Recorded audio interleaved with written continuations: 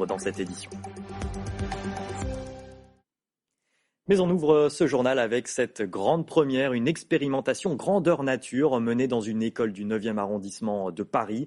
On parle souvent des épisodes de pollution aux particules fines notamment. Eh bien, depuis le mois de juin, tout un système de dépollution a été installé dans cet établissement scolaire. Les premiers résultats sont tombés, ils sont concluants. Tania Watine avec Meryl Loisel et Pierre-Julien Kirs. On dirait des ruches, mais ce sont des purificateurs d'air installés dans une cour d'école parisienne. Une innovation technologique qui peut aussi ressembler à une grosse cheminée verte. Imaginez qu'un appareil comme ça nettoie l'équivalent d'une piscine olympique et demie par heure.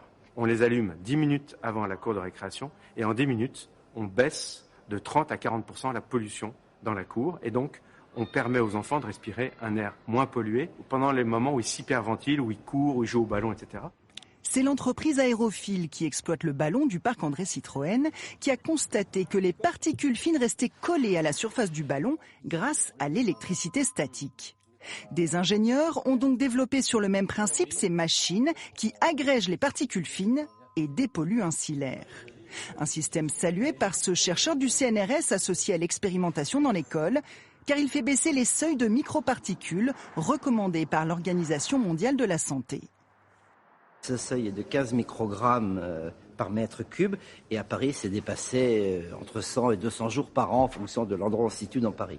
En moyenne, c'est une centaine de jours ou 120 jours. Donc, tout dispositif qui va viser à améliorer la qualité de l'air est une très bonne chose. Les para-PM, comme s'appellent ces machines, vont rester installées dans la cour de l'école 8 mois. D'autres, beaucoup plus puissantes, vont équiper le village olympique en bordure de la 86 très polluée.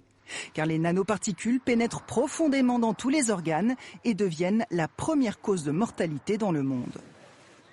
Et à Paris, toujours, elles ont quasiment disparu.